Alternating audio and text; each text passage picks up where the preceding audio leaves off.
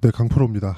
HLB 봅니다. HLB 오늘 1.69% 올랐습니다. 시장이 오늘 2% 정도 상승을 했습니다. 코스피도 2%, 코스닥도 2% 이렇게 올랐는데 HLB가 상대적으로 조금 약해 보입니다. 왜 그런 상황이 나오는지 제가 HLB 영상을 지금 계속해서 올려드리고 있죠. 그 내용을 보면 알 수 있어요. 시장이 크게 조정을 받는 구간에서 HLB는 오히려 반등을 했습니다. 그렇기 때문에 올라가는 과정에서 뭐 무한정 강할 수 없으니까 그쵸? 먼저 올라간 만큼 약간 위에서 쉬고 있다. 그런데 추가적으로 올라갈 수 있는 종목이 있고요. 그리고 반등을 하다가 고가 맞고 떨어지는 종목이 있겠죠. 그런 구간을 구분하는 건 신고가 구간에 있느냐 아니면 돌파한 이후냐 그리고 돌파할 수 있는 종목이냐 요 부분으로 나눠집니다. 근데 돌파할 수 있는 종목이면 예를 들어서 이 구간에서도 내가 먼저 알고 그쵸? 이렇게 다 매수할 수 있어야 되잖아요. 여기에. 근데 그게 아니라 모든 종목은 신고가 이후부터 내가 매수 구간을 잡아가는 게 중요합니다. 왜 그러냐면요. HLB가 지금 가지고 있는 재료는 뭐가 있습니까? 흑자 전환이 임박해 있다는 재료. 왜 그래요? FDA에 그쵸? FDA에 판매 허가 신청이 들어갔다. 한국 그 바이오 기업에서는 유일합니다. 뭐 보통 신약 개발 업체라고 들어와서 신약을 개발해서 임상 1상 정도 통과하거나 혹시라도 2상까지 들어간다면 그때 뭘 하느냐? 라이센스 아웃. 그쵸? 지금까지 개발된 기술을 판매하고 그쵸?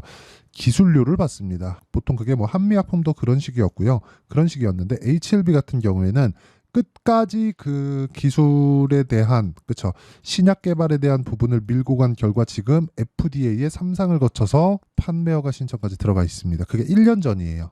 대략 11달 전입니다. 작년 5월이니까 5월 18일인가 26일인가 아마 그럴 겁니다. 그러면 여기서 우리가 이걸 한번 생각해 보자고요. HLB가 아까 전에 말씀드렸죠. HLB가 가져야 되는 그쵸? 상승에 대한 이유 자체가 지금은 야 얘네 개발한대 어디까지 갔대 뭐가 돼 있대 이게 아니라 야 이제 통과가 되면 흑자 전환한대 여기까지 올라가는 거예요. 그렇죠.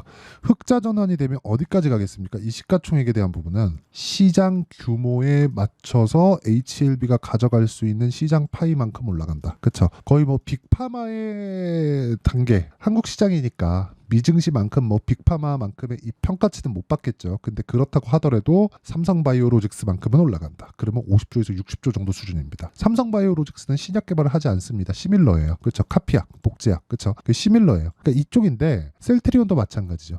이쪽은 HLB가 지금 시가총액이 14조입니다. 오늘 올라서 14조인데 이거보다 더 커요. 왜 큰지 아십니까? 실적을 내고 있으니까. 그러니까 HLB를 포함해서 그동안 뭐 한미약품도 그렇고 그리고 뭐 신약 개발에 대한 뭐 신라젠이나 뭐 코오롱 생명과학이나 이런 쪽 보잖아요. 뭐 인보사, 팩사백, 그렇죠. 여기에 뭐 퀀텀 프로젝트 여기서 진행하고 있는 뭐 아파타닙부터 뭐 같은 약인데 뭐 리보세라닙까지 그쵸? 이렇게 같이 연결된단 말이에요. 그러면 같이 연결되면 뭐가 진행되겠습니까? 최대 한도가 있었다는 거죠. 그게 10조예요. 10조. 그럼 10조부터 돌파해서 넘어가는 상황. 그건 뭐겠습니까? 10조에서 이 딱 돌파해갖고 넘어가요. 그럼 어떻게 되는지 명확하게 보실 수 있는 게 기대감 이상의 추가 실적이 전환될 수 있는 상황까지 올라간다는 거죠. 그 첫 번째 단계를 이미 밟은 거예요. 12월 달에 신고가를 만들면서. 그래서 HLB는 지금 뭐 파이프라인이 늘어난다 그런 것보다 우리가 봐야 되는 게 돈 벌 시기가 왔다. 그리고 그게 실적에 대한 전환점 그 구간까지다. 아직까지 멀었다. 왜? 적자 구간에 있으니까. 그래서 지금 봐야 되는 건 타점을 잡아야 된다.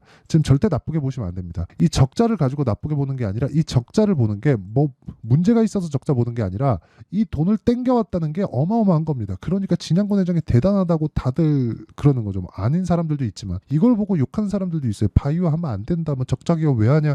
이렇게 하는 사람들이 있는데 그러면 하이닉스 왜 해요? 그렇죠. 하이닉스가 훨씬 그냥 1년 만에 분기에 2조 8천억씩 그냥 적자를 박아버려요. 그렇죠. 이런 식의 상황을 만드는데 하이닉스 같은 종목이 더블 갑니다. 하이닉스 망해요? 안 망합니다. 이거 망하더라도 정부에서 이 구제를 해줘야 될 판이에요. 그러니까 주식시장은 이렇게 흘러간다는 걸 반드시 아셔야 되고 이렇게 흘러간다는 걸 알았을 때 즉 선반영된다는 걸 알았을 때 재료보다 가격을 보게 됩니다. 그 가격에 대한 이해가 되잖아요. 그러면 매매하는 것 자체가 이렇게 진행이 됩니다. 자, 내용 보시면 금양 같은 경우에도 제가 뒤에 손절한 구간이 있습니다. 12% 손절한 구간이 있지만 첫 번째 돌파하는 구간을 공략했을 때 싸게 사지 않는다는 거예요. 15% 정도의 수익 구간에 있다. 그리고 뭐 다른 종목을 보더라도 뭐 DI나 그런 종목들, 그쵸? 올라가는 구간에 계속해서 매수를 한 결과 26%, 22% 이렇게 수익을 내고 있고요. 그리고 여기 지금 HLB를 가지고 이야기를 하고 있으니까 내용 보시면 올라가는 구간에 계속 매수한 결과 꾸준하게 수익을 보는 그런 상황을 만들어 가죠. 매수, 매도, 매수, 매도 이런 식으로 계속해서 만들어 가고 있다. 이런 내용에 대한 부분을 이해할 필요가 있다는 거죠. 그리고 오늘자 같은 경우에는 그렇습니다. 제가 이런 내용을 여기 소통방에서 다 공유를 하고 있는데 10억 만들기 프로젝트를 함께 진행하고 있습니다. 내용 보면 시장가 매수 8시 48분, 시장가 매수 8시 49분 이렇게 진행되고 있고요. 삼성중공업, STX중공업 최근에는 조선주가 강합니다. 그리고 저는 HLB를 여기 반등을 확인하고 또 매수한 구간이 있어요. 이런 부분도 10억 만들기 프로젝트 여기 소통방에서 공유를 하지만 오늘자 같은 경우에도 보면 STX중공업 보세요. 싸게 삽니까? 안 사죠. 올라가는 구간에서 샀을 때 오늘 10% 올랐습니다. 이런 구간을 제가 장 시작 전에 무료로 공유를 한다. 시장가 매수 8시 48분. 그래서 매매하는 과정에서 내가 잘 모르겠다 하시는 분들은요. 구독과 좋아요 눌러주시고요. 상단에 있는 전화번호로 구독 또는 10억이라고 문자 보내주시는 분들에 한해서만 제가 소통방 입장 링크를 순차적으로 공유를 해드리도록 하겠습니다. 자, 그러면 어떤 류의 종목군들을 제가 매매하는지 명확하게 보여드렸죠. HLB까지 그리고 오늘 진행한 내용들까지. 그렇죠? 그럼 이 내용을 토대로 지금 HLB에 대한 기술적인 내용을 다시 한번 이야기를 드리면 올라가는 구간에서 어디서 저항을 받을까요? 당연히 13만 원 부근에서 저항을 받죠. 왜? 고가 돌파하는 데는 돈이 필요하니까. 그러면 그냥 올라가서 고가에 물려있는 사람들을 다 데리고 가면 세력들 입장에선 부담이죠. 그렇죠? 세력들은 누구예요? 펀드입니다. 그리고 펀드 자금들이 또는 세력들이 횡보하는 구간, 이런 구간에서 매집한다고 알고 계시는 분들이 있는데 이거 절대 아닙니다. 절대 아니에요. 매집은 올라가면서 합니다. 올라가면서 합니다. 그러면 올라가면서 지금 조정을 받는 건 왜 그래요? 손바뀜이 필요한 구간이다. 그럼 매물이 쏟아지는 구간은 어디예요? 여기보다 더 올라가면 이 고가에서 물렸던 물량들이 쏟아지기 시작합니다. 그 쏟아지는 물량을 받아먹고 올립니다. 그래서 올라가는 구간에서 뭐가 나와요? 거래가 심하게 터집니다. 이게 적어 보이죠? 1조 1910억입니다. 여기도 그러면 1조가 넘고 여기도 1조가 넘죠. 이런 상황을 지속적으로 만들어 가야 된다는 거예요. 그렇죠? 그래서 올라가는 구간에서 저항을 받을 거기 때문에 그 저항 구간의 타점을 잡아야 될 필요가 있고 이미 저가 확인해서 올라가는 상황 만들었습니다. 그리고 HLB와 함께 바이오 포트폴리오를 구성해야 될 필요도 있습니다. 예를 들어서 저는 바이오 종목 중에서 지금 대장주가 HLB와 알테오젠이라고 보는데 실제 알테오젠과 HLB 같이 매매를 한 내용이 있고요. 이것도 그냥 말 나온 김에 보여드리면 보세요. 알테오젠 자 내용 보시면 올라가는 구간에서 매매를 하죠. 계속해서 지금 다시 매수 타점을 잡으려고 하고 있고 올라가는 구간에서 수익을 낸다. 이거 원래 30% 이상입니다. 근데 이 구간에서 제가 상따를 한번 했는데 상한가를 못 갔어요. 뭐 손해본 게 아니라 상따 물량으로 들어갔기 때문에 제가 그냥 그날 팔았고 금액은 늘어났고 수익률이 반절이 된 거죠. 이렇게 된 결과다. 그러니까 결과적으로 알테오젠에서도 30% 이상의 수익이 나왔고 이런 부분을 아까 전에 제가 소통방에서 공유를 한 거다. 그렇죠? 그래서 구독과 좋아요 필요하고요. 이거 채널 성장을 위해서 하는 거니까 상단에 있는 전화번호로 구독 또는 10억이라고 문자 보내주시면 제가 소통방 입장 링크를 다 공유해 드리고요.